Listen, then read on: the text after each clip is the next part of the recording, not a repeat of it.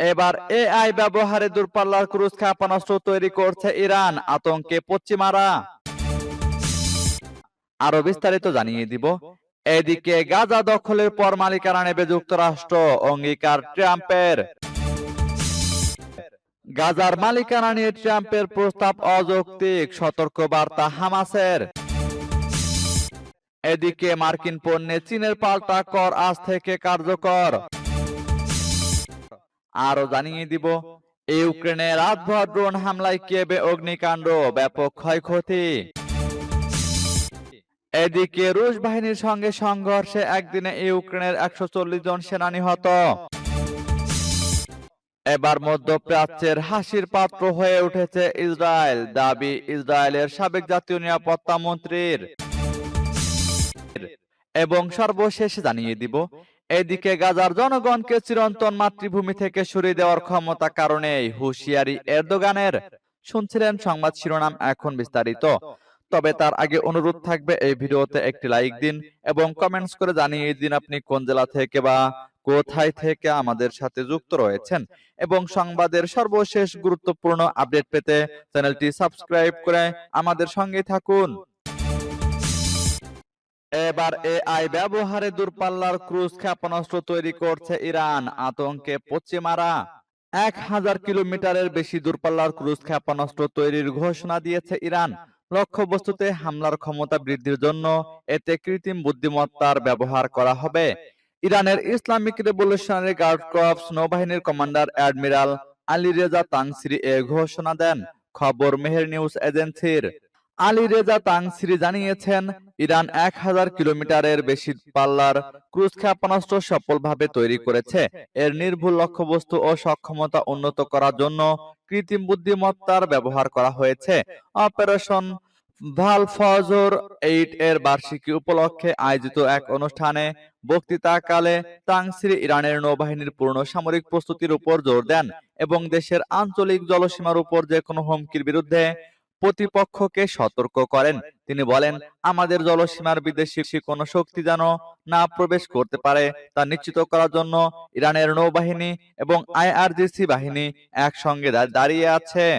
ইরানের উন্নত ক্ষেপণাস্ত্র, ড্রোন, জাহাজ এবং সাবমেরিনের কথা উল্লেখ করে তাংসিরি বলেন, নিষেধাজ্ঞা সত্ত্বেও ইরানের সামরিক অগ্রগতি অব্যাহত রয়েছে। এদিকে গাজা দখলের পর মালিকানা নেবে যুক্তরাষ্ট্র, ট্রাম্পের অঙ্গীকার।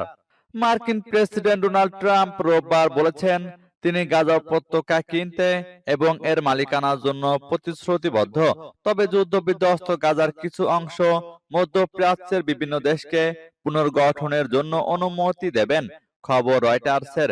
ট্রাম্প বলেছেন, আমি গাজা কিনতে এবং মালিকানার জন্য প্রতিশ্রুতিবদ্ধ।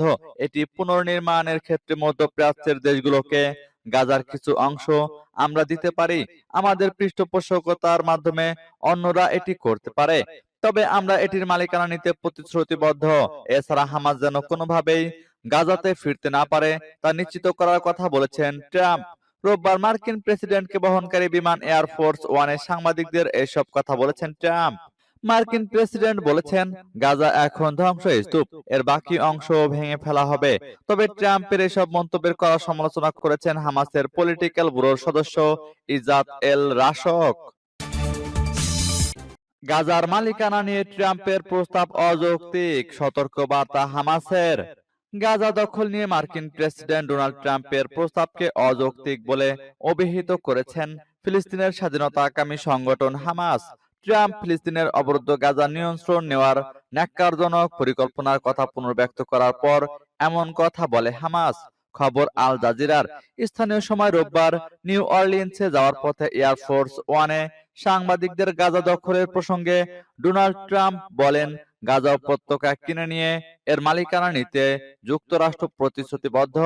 গাজাকে একটি বড় রিয়েল এস্টেট সাইট হিসেবে বিবেচনা করা উচিত উল্লেখ করে ট্রাম্প বলেন, মধ্যপ্রাচ্যের অন্যান্য দেশগুলোকেও এর পুনর্নির্মাণে দায়িত্ব দেওয়া যেতে পারে। নিউ অরলিন্সের সুপার বোলে যোগদানের পথে ট্রাম্প বলেন, এটি পুনর্নির্মাণের ক্ষেত্রে কিছু অংশ নির্মাণের জন্য মধ্যপ্রাচ্যের অন্যান্য দেশকেও দায়িত্ব দিতে পারি। আমাদের পৃষ্ঠপোষকতায় অন্যরাও এটি করতে পারে। হামাস ধ্বংস না হওয়া পর্যন্ত আমরা এটির মালিকানা নিশ্চিত করতে প্রতিশ্রুতিবদ্ধ। গাজার ক্ষমতাসীন হামাস ট্রাম্পের সর্বশেষ এই প্রস্তাবকে অযৌক্তিক বলে অভিহিত করেছে।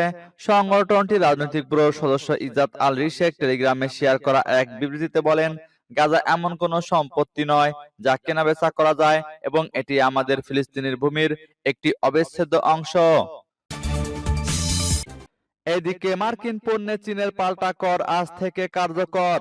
বিশ্বের সবচেয়ে বড় দুই অর্থনীতির মধ্যে বাণিজ্য যুদ্ধ জোরদার হওয়া এবং আরো কিছু দেশের বিরুদ্ধে ডোনাল্ড ট্রাম্পের শুল্ক আরোপের হুমকির মধ্যেই যুক্তরাষ্ট্রের কিছু পণ্যের উপর চীনের আরোপ করা আমদানি করা আজ সোমবার থেকে কার্যকর হতে যাচ্ছে। চীনের আরোপ করা আমদানি কর আজ সোমবার থেকে কার্যকর হতে যাচ্ছে।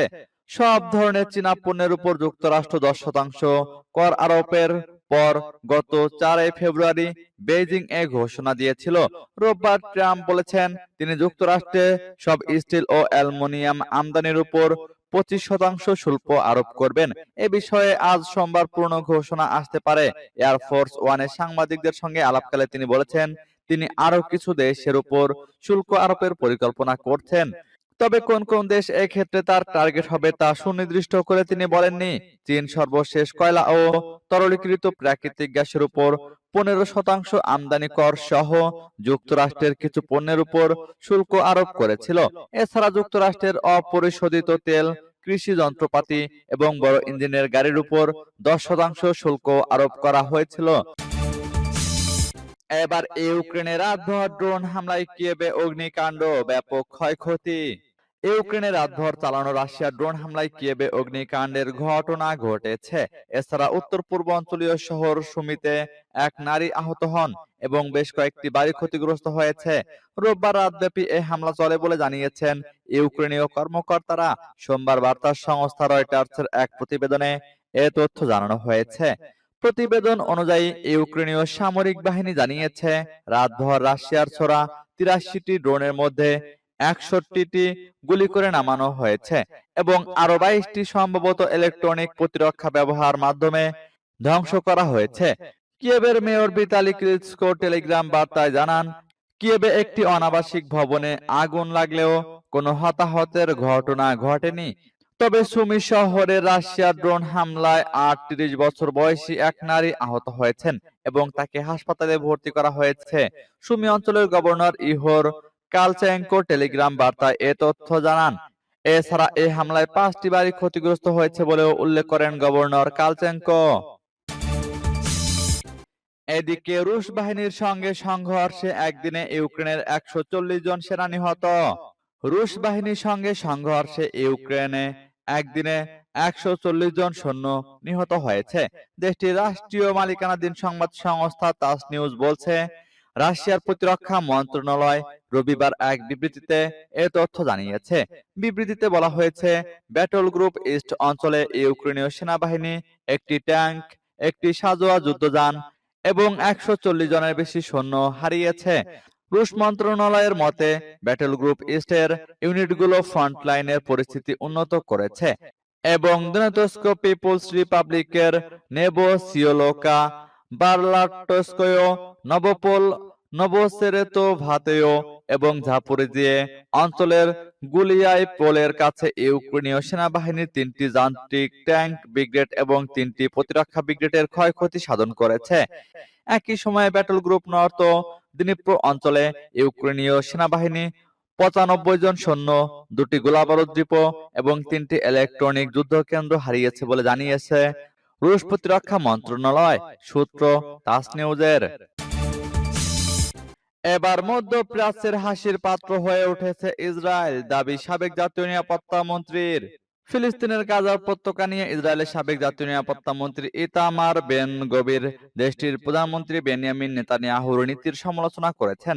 ইসরায়েলের কঠোর ডানপন্থী এই রাজনীতিবিদ বলেছেন, ইসরায়েল মধ্যপ্রাচ্যের হাসির পাত্র হয়ে উঠেছে।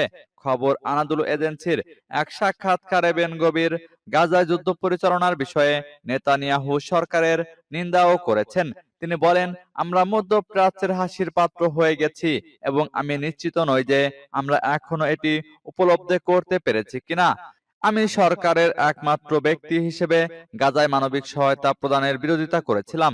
কারণ এই অবস্থান গাজার পরিস্থিতি সম্পূর্ণরূপে পরিবর্তন করতে পারত। মার্কিন চাপের প্রতি নেতানিয়াহুর প্রতিক্রিয়ার সমালোচনা করে বেন গভির বলেন, আপনি শুধুমাত্র বহিরাগত চাপের উপর ভিত্তি করে রাষ্ট্র শাসন করতে পারবেন না। গাজায় জ্বালানি ও মানবিক সহায়তা পাঠানোর অনুমতি দেওয়া উচিত হয়নি ইসরায়েলের, কারণ এটি হামাসকে উপকৃত করে। তিনি বলেন, স্বেচ্ছায় অভিবাসনকে উৎসাহিত করার জন্য আমাদের একটি উদ্যোগ চালু করতে হবে। প্রেসিডেন্ট ট্রাম্প বলেছেন, সময় আছে, কিন্তু ইসরায়েলের স্বার্থে আমাদের নষ্ট করার সময় নেই। যতক্ষণ না নেতানিয়াহু সরকার হামাসকে ধ্বংস করার প্রতিশ্রুতি দিচ্ছে, ততক্ষণ পর্যন্ত তিনি সরকারে ফিরবেন না।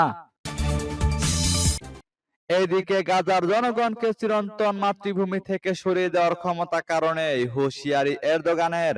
হাজার হাজার বছর ধরে বিদ্যমান গাজার জনগণকে তাদের চিরন্তন মাতৃভূমি থেকে সরিয়ে দেওয়ার ক্ষমতা কারণেই বলে হুঁশিয়ারি দিয়েছেন তুরস্কের প্রেসিডেন্ট রিসেপ তাইপ এরদোগান। মালয়েশিয়ায় যাওয়ার আগে ইস্তাম্বুলে সাংবাদিকদের প্রশ্নের জবাবে এরদোগান বলেন, গাজার পশ্চিম তীর ও পূর্ব জেরুজালেম ফিলিস্তিনিদের। হাজার হাজার বছর ধরে বিদ্যমান গাজার জনগণকে কোন শক্তি তাদের চিরন্তন আবাসভূমি থেকে বের করে দিতে পারবে না। সরিয়ে দেওয়ার ক্ষমতাও কারণেই। মার্কিন প্রেসিডেন্ট ডোনাল্ড ট্রাম্পের ফিলিস্তিনিদের সরিয়ে নেওয়ার প্রস্তাবের প্রতি ইঙ্গিত করে এরদোগান বলেন, ইহুদিবাদী সরকারের চাপে গাজা নিয়ে মার্কিন প্রশাসনের প্রস্তাব আলোচনারও যোগ্য নয়। টিআরটি ওয়ার্ল্ড জানিয়েছে, ইসরায়েলের সঙ্গে চলমান বন্দি বিনিময়ে প্রতিশ্রুতি পূরণের জন্য হামাসের প্রশংসাও করেন এরদোগান। সিরিয়ার পরিস্থিতি নিয়ে তিনি বলেন, সিরিয়ার বিভিন্ন স্থানে গণকবর উন্মোচিত হওয়ায় আসাদ সরকারের রক্তাক্ত চেহারা উন্মোচিত হচ্ছে, তবে দেশটি শিগগিরই শান্তি খুঁজে পাবে বলে আশা তার। সিরিয়ায় সন্ত্রাসী গোষ্ঠীগুলোর কোনো স্থান নেই উল্লেখ করে এরদোগান বলেন, সিরিয়ার প্রেসিডেন্ট আহমাদ আল সারা এসব গোষ্ঠীর বিরুদ্ধে লড়াই করবেন।